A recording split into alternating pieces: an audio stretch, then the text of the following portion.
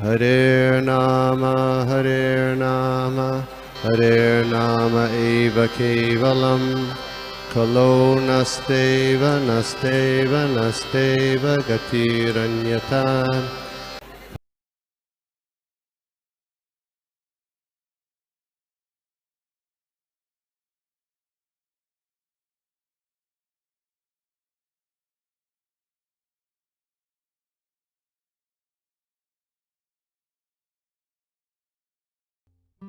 हरे कृष्णा। सभी को दंडवत प्रणाम। हैप्पी एकादशी। आप सभी का स्वागत है ऑनलाइन साधु संघ ग्रुप में जो इस्कॉन के अंतर्गत आता है। तो हम प्रेयर से चालू करेंगे। एकादशी की सबसे पहले एकादशी को सबकी बधाई हो। हरे कृष्णा। ओम नमो भगवते वासुदेवाय। ओम नमो भगवते वासुदेवाय। ओम नमो भगवते वासुदेवाय। नारायणं नमस्कृत्यं नरं चैव नरोत्तमं देवीं सरस्वतीं व्यासं ततो जयमुदीरयेत्। नष्टप्रायेषु भद्रेषु नित्यं भागवत सेवया भगवती उत्तमश्लोके भक्तिर्भवति नैष्ठिकी। ॐ अज्ञानतिमिरान्धस्य ज्ञानाञ्जनशलाकया चक्षुरुन्मिलितं येन तस्मै श्रीगुरुवे नमः। श्रीचैतन्यमनोभीष्टं स्थापितं येन भूतले स्वयं रूप कदा मह्यं ददाति स्वपकान्तिकम्। हे कृष्ण करुणा सिन्धो दीनबन्धो जगत्पते गोपेश गोपिका कान्त श्रीराधा कान्त नमस्तुते। तप्त कांचन गौरांगी श्रीराधे वृंदावनेश्वरी वृषभानुसुते देवी प्रणमामि हरिप्रिये। नमो महावदन्याय कृष्ण प्रेम प्रदायते कृष्णाय कृष्ण चैतन्य नाम्ने गौरतिवेश नमः। नमो विष्णुपादाय कृष्ण प्रेष्ठाय भूतले श्रीमते भक्ति वेदांत स्वामिनि इति नामिने। नमस्ते सरस्वते देवे गौरवाणी प्रचारिणे निर्विशेष शून्यवादी पाश्चात्य देश तारिणे। जय श्री कृष्ण चैतन्य प्रभो नित्यानंद श्री अद्वैत गदाधर श्रीवासादि गौर भक्तवृंद। हरे कृष्णा कृष्ण कृष्ण हरे हरे हरे राम राम राम हरे हरे। तो आज हम देखते हैं अध्याय भागवतम का तीसरे स्कंद का अध्याय 12 और श्लोका नंबर 15। मेरी आवाज ठीक से आ रही है सबको? Yes yes. इति यदिष्ट स्वगुरुणा भगवान् नीललोहित तत्व आकृति स्वभावेन ससर्ज आत्मसमा। अनुवाद। नील लोहित शारीरिक रंग वाले अत्यंत शक्तिशाली रुद्र ने अपने ही समान स्वरूप बल तथा उग्र स्वभाव वाली अनेक संतानें उत्पन्न की। श्लोका 16।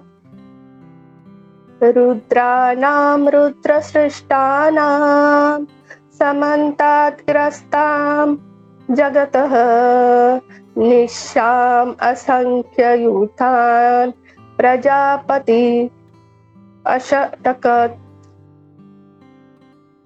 अनुवाद तथा तात्पर्य श्रील प्रभुपाद द्वारा। श्रील प्रभुपाद की जय। रुद्र अवतार उत्पन्न पुत्रों तथा पौत्रों की संख्या असीम थी और जब वे एकत्र हुए तो वे संपूर्ण ब्रह्मांड को निगलने लगे। जब जीवों के पिता ब्रह्मा ने यह देखा तो वे इस स्थिति से भयभीत हो उठे। क्रोध के अवतार रुद्र की संतानें विश्व व्यापार को बनाए रखने में इतनी भयानक थी कि जीवों के पिता ब्रह्मा भी उनसे भयभीत हो गए। रुद्र के तथाकथित भक्त या अनुयायी भी कष्टदायक ही है। कभी कभी वे रुद्र के लिए भी घातक बन जाते हैं। कभी कभी रुद्र के वंशज रुद्र की कृपा से रुद्र का वध करने की योजनाएं बनाते हैं। ऐसा है उनके भक्तों का स्वभाव। श्लोका नंबर 17। अलम प्रभाजी सृष्टाभि ईदृशीभि सुर उत्तम मया सह दहन्तिभि दिशा चक्षुभि उल्पयनम नो उल्पयनो। अनुवाद। ब्रह्मा ने रुद्र से कहा, हे देवश्रेष्ठ, तुम्हें इस प्रकार के जीवों को उत्पन्न करने की आवश्यकता नहीं है। उन्होंने अपने नेत्रों की दहकती लपटों से सभी दिशाओं की सारी वस्तुओं को विध्वंस करना शुरू कर दिया है और मुझ पर भी आक्रमण किया है। हरे कृष्णा।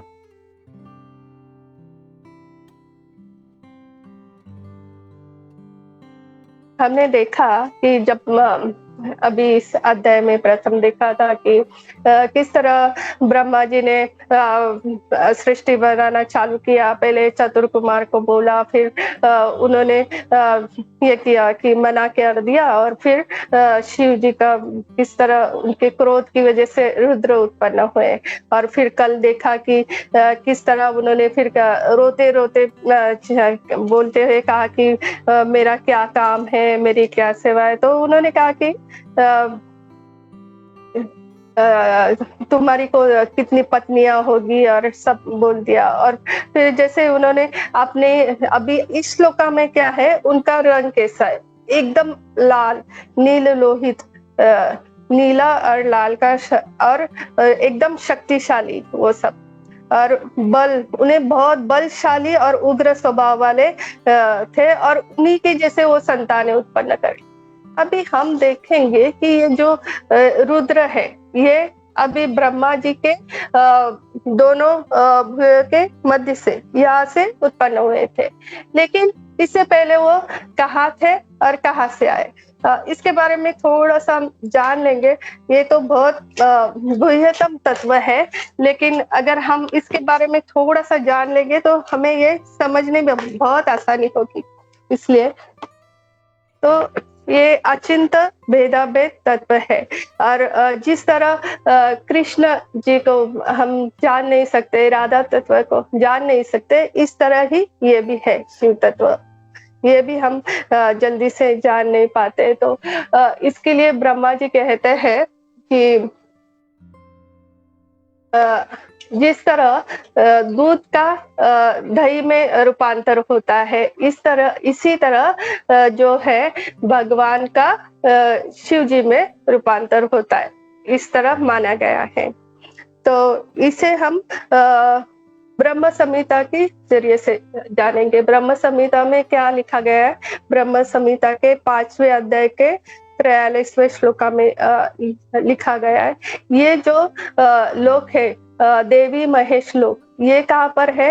ये भौतिक जगत खत्म होने के बाद, ये भौतिक जगत तो नष्ट होता है, उसके बाद जो ऊपर पहला जो लोक लगता है वो महेश्वर लोक लगता है। वहां पर सदाशिव रहते हैं। और ये सदाशिव कौन है?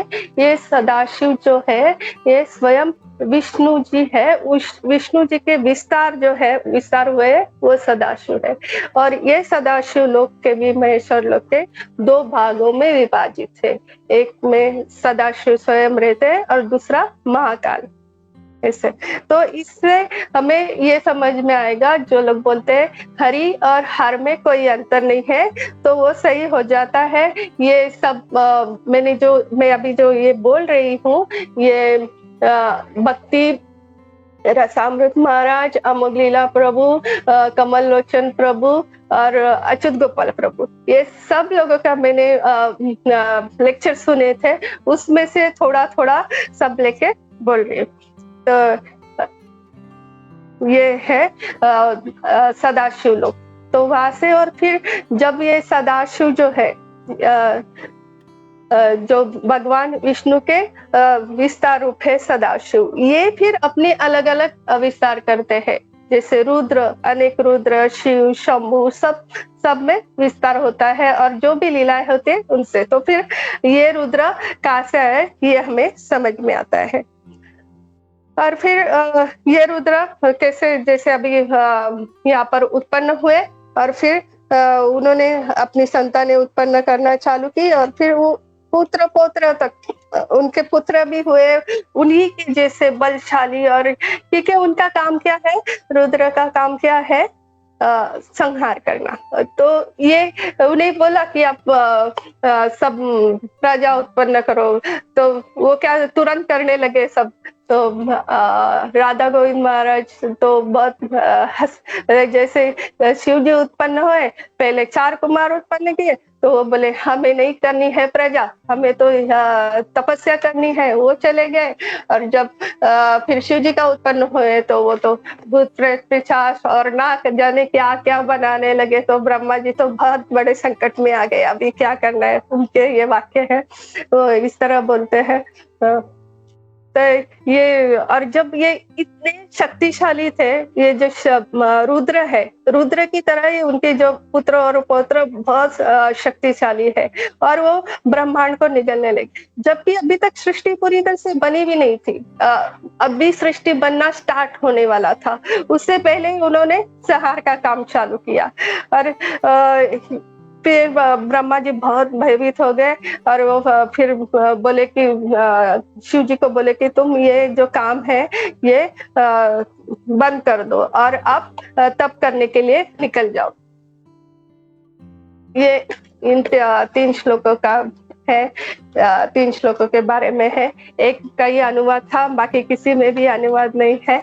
तो हम फिर से आते हैं उसी टॉपिक पे कि किस तरह जो शिव तत्व है, रुद्र तत्व है, वो जानने के लिए बहुत क्या बोलते हैं, बहुत उच्चतर भक्ति सबको समझ में नहीं आता है। वो भगवान ही है, भगवान विष्णु ही है और शिव है। जैसे एक दूध का रूपांतर दही में होता है, उसी तरह शिव जी का तत्व है। जैसे भगवद गीता में कहा गया है, मैं सबका बीज पिता हूँ। तो भगवान तो स्वयं तो प्रकृति में प्रवेश नहीं करते, तो प्रकृति के साथ जब भगवान मिलते हैं, शिव जी के स्वरूप में प्रकृति के साथ उनका मिलन होता है। तो ये कहाँ से आते हैं, सदाशिव के यहाँ से आते हैं, वो एक उनका हो गया। और फिर ये जो है हमेशा भगवान की सेवा में रहते, जिस तरह राधा रानी है वो हमेशा भगवान की सेवा में रहते हैं, वैसे ये भी हमेशा भगवान की सेवा में लगे रहते हैं।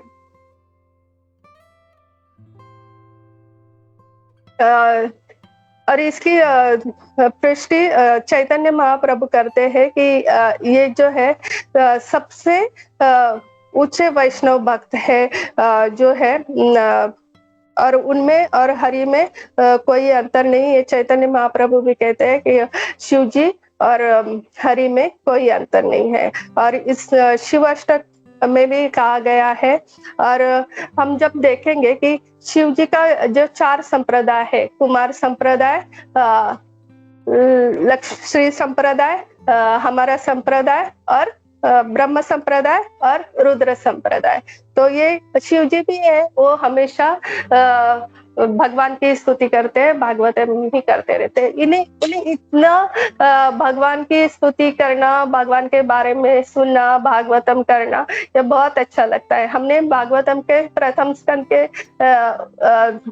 वक्त भी देखा था कि किस तरह वो अमर कथा पार्वती जी से कहते हैं। हर एक पुराण की शुरुआत भी ऐसी होती है कि शिव जी कहा कहते हैं, जहाँ भगवान की कथा होती है वो चले जाते हैं। और शिव जी का वहां नंदी है। एक बार ऐसी कथा हो रही थी और शिव जी को बहुत जल्दी जाना था, लेकिन वो जा नहीं पा रहे थे क्योंकि उनका वाहन तो नंदी है, वो तो धीरे धीरे चलता है। तो वो देखते हैं कि अब ब्रह्मा जी का हंस है ना, वो फास्ट जाता है, तो वो हंस के ऊपर बैठ के चले जाते हैं।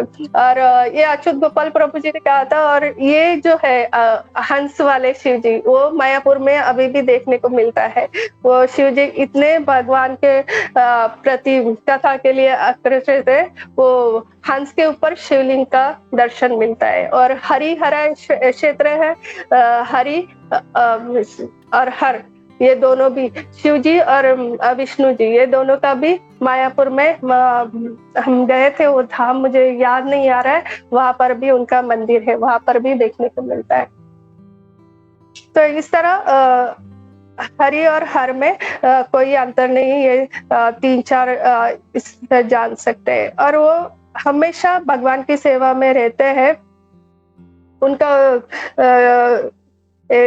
हर एक धाम की रक्षा करते हैं क्षेत्रपाल के रूप में। और इससे अलावा भी उनका और एक है, जैसे हमने अभी देखा कि सदाशिव, भौतिक जगत के परे सदाशिव लोक है। और उससे भी पहले नित्य धाम, जैसे कि हमेशा बोला जाता है हर एक जीव है वो नित्य उनके धाम में रहता है। उनका जो नित्य पहले से वाला धाम है वो शिव जी का धाम है, गोलोक धाम। वहां पर वो कैसे रहते हैं? वहां पर वो गोपेश्वर महादेव के रूप में हमेशा हमेशा वहां पर गोपेश्वर महादेव के रूप में रहते हैं।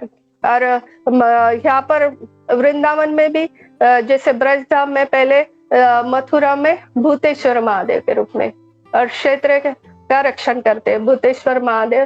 फिर जहाँ पर गोवर्धन है वहां पर चक्रेश्वर महादेव के रूप में विराजमान है। वो चक्रेश्वर महादेव की ये कथा आती है कि जब सनातन गोस्वामी थे वो भी वहां पर ये करते थे, अपना जो भी साधना है वहीं पर करते थे। उनकी भजन कुटिया वहां पर थी और वहां पर उन्हें बहुत मच्छर काटते थे। तो वहां पर अभी भी गोपेश्वर महादेव वहां पर सनातन गोस्वामी थे, वहां पर तभी भी थे। और फिर उन्होंने कहा कि मैं यहाँ नहीं रहूंगा, वो वहां से निकलने लगे। तो महादेव ने उन्हें रुका दिया और बोले कि नहीं नहीं, आप यहाँ से मत जाइएगा। और जो मच्छरों का ईश्वर है उन्हें बुलाया और बोले मच्छरों के देवता को, और बोला यहाँ पर आप कभी नहीं आएंगे। आज भी वहां पर एक भी मच्छर नहीं है, चक्रेश्वर महादेव। और फिर एक आता है जब भगवान की सेवा में कैसे रहते हैं पहले से। तो जब भगवान यहाँ पर धरती पर आने वाले थे तब उन्होंने अपने आप को, कहाँ पर भगवान का जन्म कहाँ होगा? नंदगांव में। तो वहां पर उन्होंने अपने आप को एक पर्वत के रूप में विस्तार कर लिया और वहां पर वो सब ऐसी लीलाएं देखते थे। और उसके बाद जब भगवान का जन्म हुआ तो उन्हें देखने की बहुत इच्छा थी। तो स्वयं महादेव आ गए और फिर यशोदा मैया ने तो पहले उन्हें देखने नहीं दिया। फिर भगवान इतने रोने लगे और फिर सब बोले कि मैया को भी लगा कि शायद उस बाबा है उसके प्रति अपराध हो गया, इसलिए बच्चा रोने का रुक नहीं रहा है। तो ये जब यशोदा मैया ने उन्हें दर्शन नहीं दिया तब जो गोपेश्वर जो महादेव है वो वहां पर ही लिंग में विराजित हो गए और उन्हें कहा जाता है आशेश्वर महादेव। आस लगाए हुए थे कि कब यशोदा भैया मुझे अनुमति दे और मैं भगवान के दर्शन कर, वो आशेश्वर महादेव। और फिर यशोदा मैया उन्हें बुलाती है और जैसे दोनों एक दूसरे को देखते हैं तो वो भगवान जो है रोना रुका देते हैं और हंसने लगते हैं। फिर यशोदा मैया बोलती इनके आने से कान्हा रोने का रुक गया, तो उन्हें प्रार्थना करती है कि जब भी मेरा पुत्र रोने लगेगा तो आपको आना पड़ेगा। तो महादेव भी एक शर्त रखते हैं कि हाँ मैं जरूर आ जाऊंगा, लेकिन इसके लिए मुझे ना आपका पुत्र का जो भी उच्छिष्ट रहेगा वो मुझे मिलना चाहिए। तो आज भी नंदगांव में नंदेश्वर महादेव है, उन्हें कृष्ण का भोग लगता है। और जो पर्वत है तो जब गोपाष्टमी के दिन जब भगवान लीला दिखाते हैं कि नहीं, मैं ग्वाल बालों को, जो बछड़े हैं उन्हें संभाल सकता हूँ ग्वाल बाल के साथ। और जब वो जाते हैं छोटे छोटे गैया को लेके, तो वो सब उनकी लीला चालू रहती है। और कैसे बोलते हैं कि मैया बोलती है कि आप ये क्या जूते पहन के जाओ, तो बोलते नहीं, सब गैया को भी चाहिए। और ये सब लीला रहती है, वो सब महादेव देखते हैं। और जब वो पर्वत के ऊपर चलते हैं तो वो आज भी उनके वो पिघल जाते हैं महादेव, जब भगवान उनके ऊपर पैर रखते हैं तो आज भी वो पैरों के निशान वहां पर मिलते हैं। तो ये इतने कृपालु है कि हमारे लिए वो सब संभाल के रखते हैं कि जब हम हैं अभी तो हम वहां पर भगवान के चरणों के निशान देख सकते हैं। और फिर ऐसे ही वो अब सबको पता है कि वृंदावन में गोपेश्वर महादेव है। वो भी किस तरह से वृंदावन में जब ब्रज में रासलीला में उन्हें प्रवेश करना था, और बोल रहे थे कि महादेव आए नीचे, लेकिन उन्हें प्रवेश तो नहीं मिला। फिर योग माया की वजह से और यमुना मैया की संपर्क से उन्हें प्रवेश मिला। और फिर इसे सब लंबी चौड़ी गोपी देख के सब गोपियां ये करने लगे कि ये क्या कौन सी ऐसी लंबी चौड़ी गोपियां आए। तब और उन्हें सब लोगों ने घेरा। तब भगवान बोले, अरे रुको, ये तो महादेव है। और फिर उनका नाम पड़ा गोपेश्वर महादेव। तो गोपेश्वर महादेव उनका नाम क्योंकि वो गोपियों को अपना ईश्वर बताते हैं। तो यह है कि वो भी एक अच्छे भक्त है और गोपियों को अपना ईश्वर बताते हैं, इसलिए उन्होंने इसके और इसमें पुष्टि होती है जब वो राधा कृपा कटाक्ष लिखते हैं। ऐसे महादेव है, वो अपने अनेक अनेक रूपों में सब ब्रज मंडल की रक्षा करते हैं। और दूसरा है लिंगेश्वर महादेव, वो भुवनेश्वर क्षेत्र की रक्षा करते हैं। और फिर आते हैं और एक नीलकंठ महादेव है, वो जगन्नाथपुरी की रक्षा करते हैं। और अभी हमने देखा था कि जब रथ यात्रा हुई थी, तो रथ यात्रा के बाद जो जहाँ पर भगवान विराजमान होते हैं, उसका नाम मैं भूल गई। जहाँ पर अभी रथ यात्रा के पहले हमेशा भगवान जिस जगह विराजमान होते हैं उसका नाम क्या, मैं नाम अभी भूल गई उस जगह का। रत्नवेदी। तो उसके ऊपर जगन्नाथ, बलदेव, सुभद्रा मई, सुदर्शन जी रहते हैं। और जब रथ यात्रा के लिए निकलते हैं तो उस क्षेत्र की रक्षा है वो रुद्र करते हैं। वहां पर रुद्र रहते हैं। और वहां पर भी एक कथा बहुत बड़ी है कि किस तरह एक ब्राह्मण जाता है। फिर जब एक बार रथ यात्रा के लिए भगवान बाहर निकले, तो उसके बाद उस क्षेत्र में भगवान के जो मंदिर के जहाँ पर भगवान रहते हैं वहां पर कोई नहीं जा सकता। वो उसके ऊपर सिर्फ रुद्र जी का हाथ रहता है, वहां की रक्षा वो करते हैं भगवान के फिर से आने तक। वहां पर कोई नहीं जा सकता। तो उसमें भी है जगन्नाथ जी की कथाओं में, उसमें भी आता है कि किस तरह वो ब्राह्मण जाता है, जगन्नाथ जी का दर्शन नहीं होता है, तो फिर किस तरह वो रुद्र जो है उसे उठा के बाहर फेंकते हैं। तो ऐसे है शिव जी और रुद्र कौन है, इससे हमें समझ में आता है। और हमें अगर भक्ति में आगे बढ़ना है तो उनका आशीर्वाद बहुत जरूरी है, क्योंकि सब वैष्णव के वो परम है, उच्चतर है, तो उनका आशीर्वाद जरूरी है। ब्रज मंडल में प्रवेश करना है तो उनका आशीर्वाद जरूरी है। भगवान के धाम में प्रवेश करना है, उनका आशीर्वाद जरूरी है। तो ऐसे वैष्णव के वैष्णव सदाशिव रुद्र को हम प्रणाम करते हुए यहीं पर ही रुक जाते हैं। हरे कृष्णा।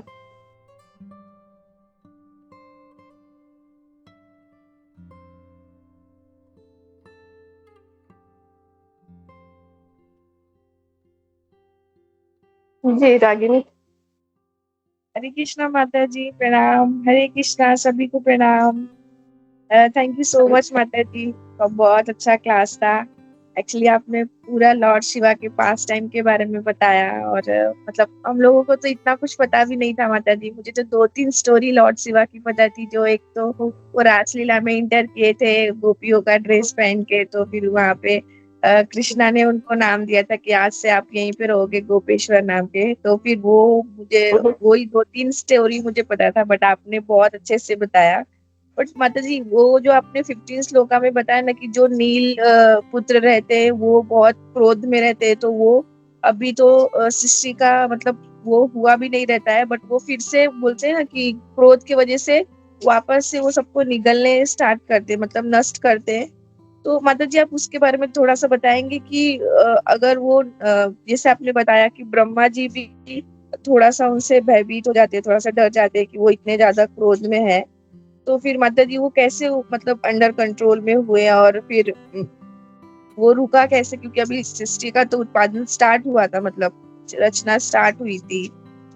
हाँ, तो जब इन्हें कहा गया था ब्रह्मा जी को, उन्होंने पूछा रुद्र ने मेरा क्या काम है, और उन्हें बताया गया तो उन्होंने स्वयं ही सभी खुद के जैसे बनाने लगे, और कुछ भी नहीं था तभी, सृष्टि स्टार्ट भी नहीं हुई थी और वो विध्वंस करने लगे। तब भी उन्हें कहा गया रुको रुको, और वो रुक गए। उन्होंने अगले श्लोका में आ जाएगा कि किस तरह उन्होंने अपने पिता की बात मानी, और फिर वो ब्रह्मा जी को स्वयं परिक्रमा करते हैं और फिर चले जाते हैं। नेक्स्ट 18वें श्लोका में है इसका वर्णन कि तुरंत शांत हो जाते हैं, क्योंकि अभी वो किस लिए था, रुद्र का ये जो रुद्र है ये सृष्टि के अंत में विध्वंस करने के लिए। तो उनका अभी तो कुछ काम नहीं, अभी तो स्टार्ट भी नहीं हुआ और उन्होंने विध्वंस करना चालू कर दिया।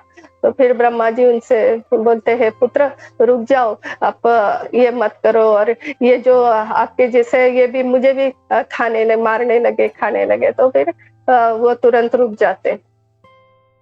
जैसे पुत्र अपने पिता की बात सुनता है, वैसे ही वो ब्रह्मा जी को वंदन करते हैं, परिक्रमा करते हैं और वन के घने वन में चले जाते हैं। और फिर तभी ब्रह्मा जी उन्हें बहुत अच्छी सी बात करते कि आप तपस्या करने के लिए जंगल में चले गए। अगले श्लोका में इसलिए मैंने नहीं लिया, तपस्या करने के लिए जंगल में चले। तो तपस्या कितनी जरूरी है, अगर तप नहीं करेंगे तो अपने मन से कुछ भी कर देंगे। तो इसमें ये बहुत जरूरी पॉइंट था, वो मिस हो गया कि तपस्या के बिना कुछ भी नहीं है। स्वयं ब्रह्मा जी ने भी, जब ब्रह्मा जी का उद्गम हुआ और कुछ उन्हें पता नहीं था, तभी भी उन्हें वही आवाज आई तप तप, और उन्होंने पहले तप किया और फिर उसके बाद सृष्टि करना प्रारंभ किया। इसलिए तपस्या करना बहुत जरूरी। हरे कृष्णा। हरे कृष्णा माता जी, थैंक यू सो मच माता जी। जैसे अभी आपने बताया कि लॉर्ड शिवा वरिष्ठ मतलब सबसे बड़े वैष्णव हैं, वैष्णव के वैष्णव। तो वैसे ही एक मतलब राधा रास बिहारी में भी माता जी जो परिक्रमा मार्ग है, हम लोग गौर निताई के पीछे से वैसे जाते हैं, तो वहां पे भी सामने एक मंदिर है, तो सभी लोग जाके पहले उनको धन्यवाद प्रणाम करते हैं, फिर वो वापस से सीताराम लक्ष्मण के साइड आते हैं। तो मतलब ऐसे सामने ही उनका सबसे पहले मुख है, पूरा फोटो बना हुआ है। तो फिर वही हम लोग मतलब सब जितने भी वैष्णव वहाँ पे हैं सब जाके पहले उनको प्रणाम करते हैं, फिर वो परिक्रमा मार्ग पूरा होता है, फिर जाके सबको प्रणाम करते हैं। हरे कृष्णा, सभी को प्रणाम। थैंक यू सो मच माता जी, बहुत अच्छा क्लास था आपका। हरे कृष्णा। सरस्वती गिरधारी प्रभु जी।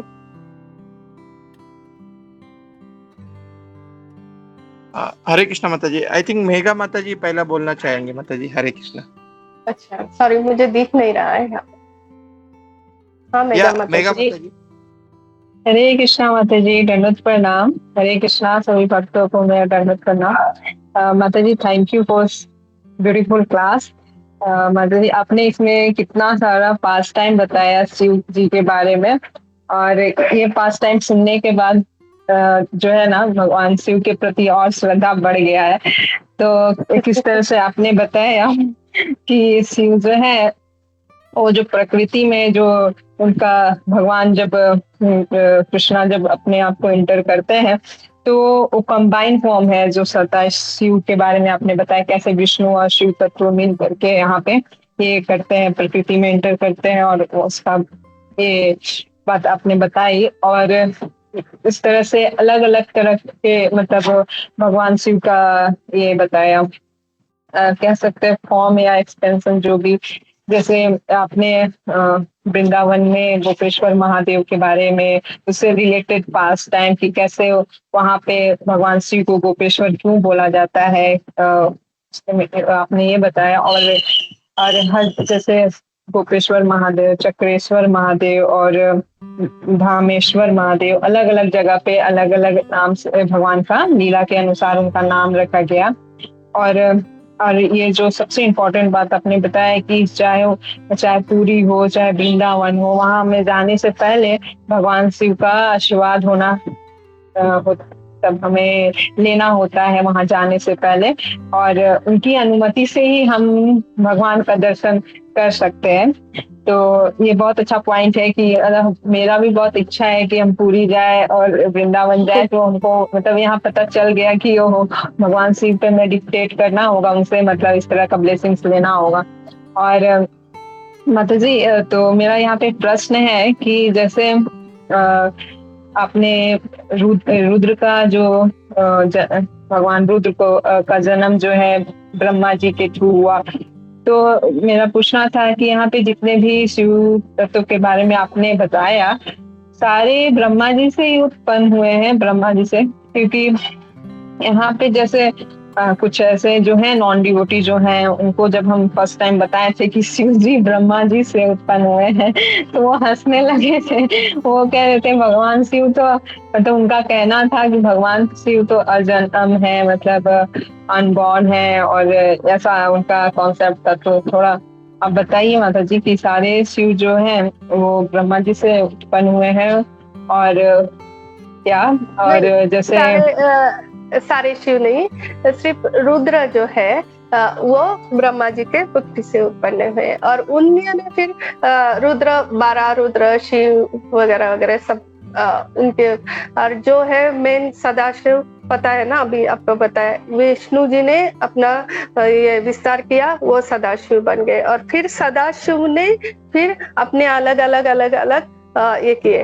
और जब एक मैं लेक्चर सुन रही थी तो उसमें बताया गया है, ये जो भी है उन्होंने जो बताया कि भगवान अजन्मे है, शिव जी अजन्मे, सही है, शंभु है वो अजन्मे है, वो सदाशिव लोक में हमेशा रहते, भगवान विष्णु का विस्तार है, और ये प्रकट हुए थे। अभी ये जो उसमें और एक कहा था कि लेक्चर में, महाराज का लेक्चर था, भक्ति रस साम्राट सिंधु महाराज की और अमोघ लीला प्रभु दोनों ने कहा था ये कि जैसे कि नारद मुनि, ये जो है अभी इसके आगे आ जाएगा, नारद मुनि भी ब्रह्मा जी से उत्पन्न होते हैं, उनसे उनके मस्तिष्क से आते हैं। ये जब सृष्टि होती है तो फिर से आ जाते हैं, लेकिन ये जो लोग हैं ये हमेशा हमेशा रहते हैं, गोलोक धाम में रहते हैं। और नारद जी का भी एक धाम है, वहां पर वो हमेशा रहते हैं, ध्रुव लोक के पास है, हमने सेकंड कैंटो में पढ़ा था, अभी मुझे याद नहीं आ रहा है इसका नाम एग्जैक्टली। तो ऐसे ये लोग पहले से है, और ये जब सृष्टि बनती है तो ये अवतरित होते हैं। जैसे अभी वराहदेव का आ जाएगा आगे, तो वराहदेव ब्रह्मा जी के नाक से निकले हैं, तो ये पहले से है हमेशा हमेशा के लिए, और वो अवतरित होते हैं। इसलिए शिव जी को शंभु कहते हैं, वो पहले से है, उनका जन्म नहीं होता है। माता जी थैंक यू फॉर एक्सप्लेनेशन माता जी। और माता जी आप क्लास में ऐसा ये बता रही थी कि सारे जीव का एक नित्य धाम होता है, तो इसका मतलब कैसे क्या समझे माता जी कि जितने भी हम जो है प्राणी सभी के नित्य धाम होते हैं? हाँ, सभी के लिए। कोई वैकुंठ लोक में रहता है, कोई ऊपर ऊपर के, जैसे भगवान के इतने सारे अवतार है, महाप्रभु के लोक में कोई वैकुंठ मतलब विष्णु लोक, कोई गोलोक, फिर ऐसे जितने भी विष्णु के, कोई नरसिम्हा के लोक, फिर कोई जगन्नाथ जी का लोक है, और सबसे ऊपर है, सबसे ऊपर टॉप मोस्ट है वो गोलोक धाम। तो इस तरह से आगे जाके आएगा सबका विस्तार, हर एक का रहता है अपने एक धाम में। थैंक यू माता जी। और तो हम अपने मतलब भक्ति और अपने जो है श्रद्धा के अनुसार हम उस लोक में पहुंचते हैं ना माता जी। जी जी। और ये जो शिव जी के भक्त और हमारे इसमें बहुत अंतर आता है शिव पुराण और भागवत में, क्योंकि शिव पुराण जो है वो जो 14 मनवंतर होते हैं उसमें से एक मनवंतर आता है, उसका नाम है, क्या मैंने नाम लिखा था उसका, जब पढ़ रही थी, 80 कौन सा मनवंतर आता है, तामस मनवंतर होता है। उसके ऊपर जो वहां पर अभी कैसे हमारे 13 मनवंतर है, उसमें सब में भगवान विष्णु है, वो सबके बड़े हैं भगवान विष्णु, और भगवान विष्णु के इससे विस्तार होके सब हो जाए। तो जो तामस मनवंतर है उसमें शिव जी है, वो सबसे बड़े ऊपर है, और फिर उसके हिसाब से वो शिव पुराण लिखा गया था। तो इसलिए उनके इसमें और हमारे इसमें भेद होता है। लेकिन हम अगर हमेशा ये बात याद रखेंगे कि भगवान विष्णु से ही सदाशिव का विस्तार हुआ है, और फिर उनके भाग से ये आए हैं, और फिर किस तरह भगवान शिव जो है वो भगवान कृष्ण को परमेश्वर मानते हैं, उनकी हमेशा पूजा करते हैं, वो वैष्णव में हमेशा पूजनीय है। उनकी जिस तरह वो भगवान की पूजा करते हैं, हमें भी उसी तरह करनी चाहिए, उनका आदर करना चाहिए। हरे कृष्ण। हरे कृष्णा माता जी। थैंक यू वेरी मच माता जी, आपने बहुत अच्छे से समझाया, सारा डाउट क्लियर हो गया। हरे कृष्णा माता जी, दंडवत प्रणाम। हरे कृष्ण। हरे कृष्णा माता जी, दंडवत प्रणाम। हरे कृष्ण। या first of all thank you. आज एकादशी के इस पावन महोत्सव पर आपका मतलब इतना सुंदर माता जी भगवान शिव जी के बारे में बहुत अच्छे से आपने, ये शिव तत्व के ऊपर आपने बहुत अच्छा आपने बताया माता जी।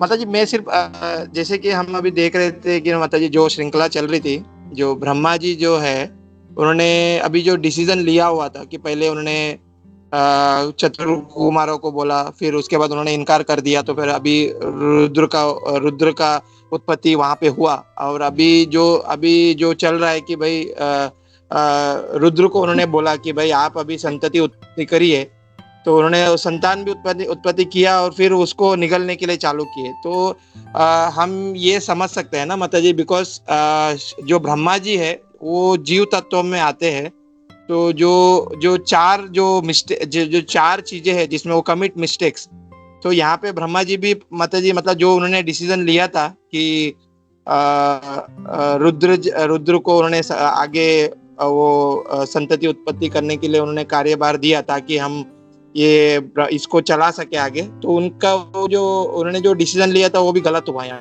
पे। करेक्ट माता जी? Because he is in Shiva तत्व, दैट्स व्हाई माता जी, सॉरी जीव तत्व में आते हैं ब्रह्मा जी।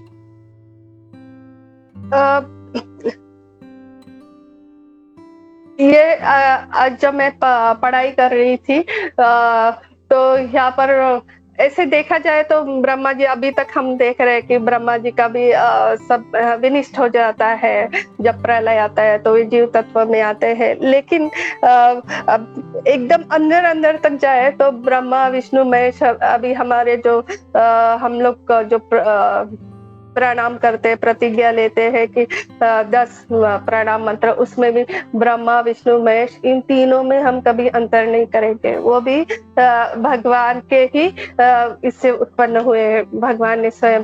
तो हम ब्रह्मा जी के बारे में ऐसे नहीं बोल सकते और ये कभी ऐसे कर नहीं सकते। और ये क्या है, जब तक ये 4 तत्व है, प्रकृति, जीव, पहले परमात्मा, प्रकृति, जीव और उसके बीच में है शिव जी।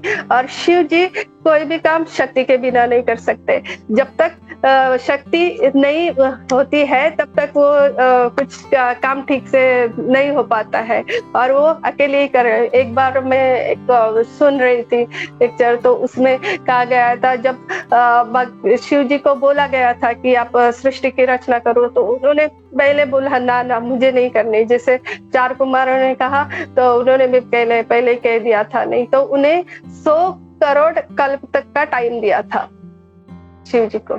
और फिर उसके बाद फिर वो प्रकृति का, पार्वती जी के साथ प्रकृति का विस्तार करते हैं। या मतलब माता जी यहाँ पे जो ब्रह्मा जी ने, मतलब हम जीव तत्व है, दैट्स वाई मतलब वो ये जो भी डिसीजन उन्होंने लिया वो मतलब यहाँ पे गलत साबित हो रहा है ना माता जी, बिकॉज ही उन्होंने रुद्र जी को भी ये दिया कार्यभार, तो भी मतलब रुद्र जी को, मतलब रुद्र की जो संतति उत्पन्न हुई, मतलब वो आगे बढ़ा नहीं पाए। करेक्ट जी, ऐसे बोल सकते हैं। और ये एक भगवान की लीला है। उन्हें कहा गया था कि सृष्टि बनाओ, तो उन्होंने पहले चतुर कुमार को बोला और चतुर कुमार ने सीधे से कहा कि हाँ हम नहीं कर सकते, हमें। और उन्हें वो चतुर कुमार का समझ में भी आ गया कि किस तरह हम अपना जीवन इसमें नहीं व्यर्थ कर सकते, अच्छे से समझ में आ गया। और शिव जी आए तो वो भी ऐसे ही करने लगे। वो कोई भी जीव तुरंत माया में नहीं पड़ना चाहता है, लेकिन शिव जी है वो कभी माया के संपर्क में नहीं आते। वो मायापति होके भी कभी माया से क्या बोलते, माया से विशुद्ध नहीं होते, वो हमेशा शुद्ध रहते। और ब्रह्मा जी कोई गलती कर सकते हैं ऐसे नहीं कह सकते, क्योंकि ये उनका, इसके बाद इनका उत्पत्ति होना है, ये उनका उत्पत्ति होना है। जब हम आगे पढ़ेंगे तो वो ब्रह्मा जी से उत्पन्न हो रहे थे, मतलब ब्रह्मा जी नहीं चाह रहे थे कि, तो उन्हें ये पता नहीं था कि अभी ये उत्पन्न हुए मतलब ये सृष्टि करेंगे, ये सृष्टि करेंगे, ये सृष्टि करेंगे। कि उन्हें बोला गया था कि आपके द्वारा सृष्टि की जाएगी।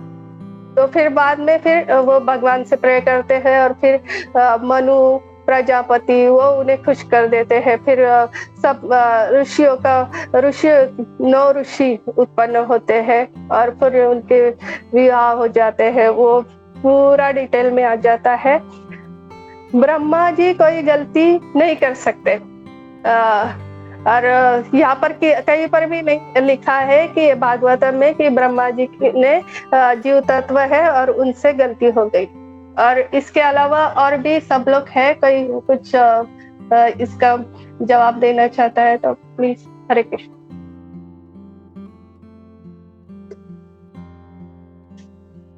हरे कृष्ण माता, थैंक यू। या हरे कृष्ण। सॉरी, मैं ये बोल रहा था कि जैसे ब्रह्मा जी जो हैं हमारे आचार्य हैं, और हमने लास्ट टाइम भी देखा था कि जो मध्वाचार्य के लिनिएज में हम लोग आते हैं, मध्वाचार्य के लिनिएज में हम लोग थोड़ा सा जो चैतन्य महाप्रभु का थोड़ा सा अलग हो जाते हैं हम लोग। तो मध्वाचार्य जी के जो कमेंट्री है उसमें उन्होंने ब्रह्म विमोहन लीला ही पूरा स्किप कर दिया था। उन्होंने उसके ऊपर कोई कमेंट्री नहीं किया उन्होंने। क्यों? बिकॉज वो हमारे आचार्य हैं और उसका गलती हम लोग नहीं निकाल सकते। तो वैसे ही हम लोग भी ब्रह्म संप्रदाय से हैं, तो हम लोग ये नहीं सोचते कि वो भी जीव तत्व है तो उनसे मिस्टेक हो गया, ऐसा नहीं बोल सकते हम लोग। ये बोल सकते भगवान का एक प्रकार का लीला है। और भूत प्रेत वगैरह पिशाच वगैरह का भी जो है क्या बोलते हैं, उनका भी उत्पत्ति होना था तो वो वाया शिव जी हो जाता है। जैसे हम लोग देखें, अगर वराहदेव जो है वो ब्रह्मा जी के नाक से आते हैं, तो हम लोग ये नहीं बोल सकते अरे ब्रह्मा जी के नाक में से कैसे, नाक कितना मलिन जगह है, तो नाक में से क्यों है ना। वो सबका अपना अपना एक एक क्या बोलते हैं वो सीक्वेंस है, उनका अपना लोकेशन है, भगवान का लीला, भगवान चाहते हैं वैसा। तो ये भी जो है भूत प्रेत पिशाच जो भी आना है, दैत्य सारा, वो सब सारा उनका भी उत्पत्ति होना था। तो वो एक पास टाइम बोल सकते हैं हम लोग भगवान का। हाँ, लेकिन उसका हम लोग ये नहीं बोल सकते कि जीव तत्व हैं वो तो उनसे गलती हो गया, नहीं ऐसा नहीं है। और दूसरा सीख जो मैं सोच रहा था, हम लोग ऐसा भी ले सकते हैं कि जैसे क्योंकि हर चीज जो है वो कभी भी हम लोग जैसे सेवा करते हैं हम लोग, तो हम लोग को पूरा इंस्ट्रक्शंस लेना चाहिए हम लोगों को। जो जैसे हम लोग किचन में जा रहे हैं ना, जैसे हमेशा बोलता हूँ किचन में अगर हम लोग सेवा करना है, हम लोग को किसी ने कहा आप टमाटर काटो, तो सीधा शुरू नहीं हो जाना है। टमाटर कैसे काटना है, पतला काटना है, मोटा काटना है, आलू काटना है तो स्लाइस करना है उसको, या क्यूब्स में बनाना है, वी शुड नो। तो वैसे ही मतलब शिवजी, हम लोग शिवजी के बारे में से नहीं बोल रहे, लेकिन एक सीख हम लोग ये ले सकते हैं कि we should get into the details of the seva. जब कोई सेवा करनी है हम लोगों को, तो शिवजी तो उनको जब बोला प्रजा करना है, तो उनका जो मूड था उन्होंने अपने हिसाब से जो है प्रजा का सृष्टि कर दिया। लेकिन ही नेवर एक्सपेक्टेड कि ये प्रजा जो है ब्रह्मा जी के खाने के पीछे पड़ जाएगी। और तब जब भगवान संहार होने लगा, ब्रह्मा जी के पीछे पड़ गए, उनके ऊपर अटैक करने लगे, तब ब्रह्मा जी बोले अरे भाई प्लीज तुम्हारा जो सृष्टि है थोड़ा सा इसको बंद करो, they are not required and they are dangerous. जैसे हम लोग स्कूल में भी देखते हैं, हम जब टीचर बच्चों को पढ़ाती है तो कुछ बच्चे एकदम आज्ञाकारी होते हैं, लेकिन कुछ बच्चे जो बस वो उनको पढ़ाई नहीं करना, हंगामा ही करना है, बस तोड़ फोड़ करना है वो। तो वैसे ही हम लोग समझ सकते हैं, यू कैन टेक दैट। या लेकिन ये नहीं सोचना चाहिए कि हाँ ब्रह्मा जी जीव तत्व है and he is mistake, because he is our Acharya, he is one of the greatest devotees of Lord, और इसके लिए उनको ब्रह्मा का पोजीशन मिला है, और वो हमारा सारा जो है सृष्टि का संचालन कर रहे हैं, मतलब क्रिएशन कर रहे हैं। हरे कृष्णा। और दूसरा जो चीज, हाँ और एक चीज जो था, जो मेघा पूछ रही थी, सारे जीवों का भी नित्य धाम है, तो उसको इस समझ में ऐसा नहीं समझना चाहिए कि अभी जैसा मैं एक जीव हूँ तो मेरा एक अलग से धाम कहीं पे है, नॉट इन दैट सेंस। हम लोग जो ऊपर जो नित्य धाम है, जैसे गोलोक है, वैकुंठ है, वामन लोक है, नरसिंहा लोक है, साकेत धाम है। तो हर कोई अपने अपने मूड के हिसाब से कहीं ना कहीं सेट था, और वहां से उसका पतन हुआ है, और उसको अब रिवाइव करना है कि मेरा जो असली स्वरूप क्या है। ऐसा नहीं है कि सारे लोग ही गोलोक जाएंगे, वो अपना अपना स्वरूप जो है, उस स्वरूप को जब पा लेंगे, जब पूरा साधना भक्ति करने के पश्चात, जब उनको गुरु के कृपा से जब उनको पता चल जाएगा कि मेरा स्वरूप क्या है, हो सकता है कोई भगवान नरसिंह देव का सेवक हो सकता है कोई भगवान रामचंद्र का सेवक हो, वहां पे भी जो अलग अलग रस है, उस रस में वहां पे वो सेवा कर रहा है। वो जब उसको गुरु के कृपा से अपने साधना से जब वो सिद्ध हो जाएगा, then he will go back over there. तो जैसे हम बोलते हैं भगवान का नित्य धाम है, वैसे हम लोग को जब उसने कहा नित्य धाम है, तो ये नहीं सोचना चाहिए कि मेरा एक अलग से धाम है कहीं पे मैं वहां जाऊंगा, नहीं, not in that sense, but we were eternally, हम लोग जैसे थे हम लोग ऊपर थे, और वहां से हमारा पतन हुआ है। अब जब फिर से अब जाएंगे तो हम वहां पे जाएंगे। हरे Krishna. Yeah, Hare Krishna, Prabhu. Thank you so much, Prabhu, for this clarification, Prabhu. Hare Krishna.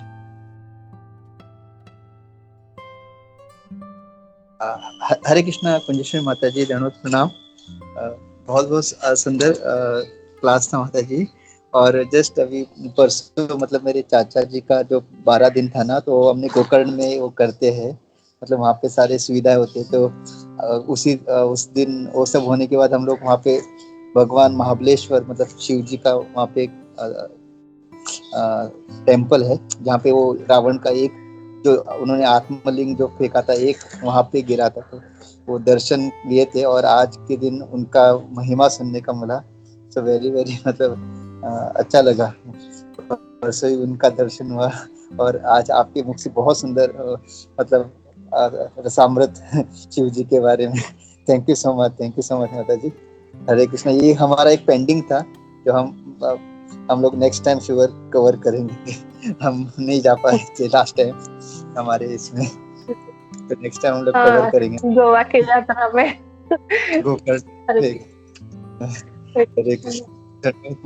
बहुत बहुत धन्यवाद। हरे कृष्ण। सावन मास भी चल रहा है, तो आज भगवान की एकादशी है और भगवान को अपने भक्त का गुणगान सुनना बहुत अच्छा लगता है। तो शिव जी उनके सबसे प्रिय है, भक्त है और गुरु तत्व है।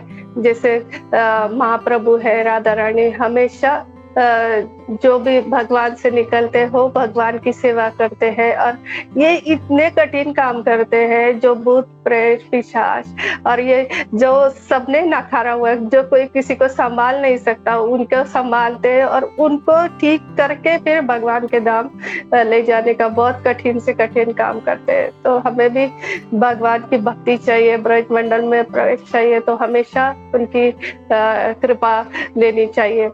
हम सबके लिए प्रार्थना करेंगे कि शिव जी सबके ऊपर कृपा करे और भक्ति में सबको आगे बढ़ाए। हरे कृष्णा।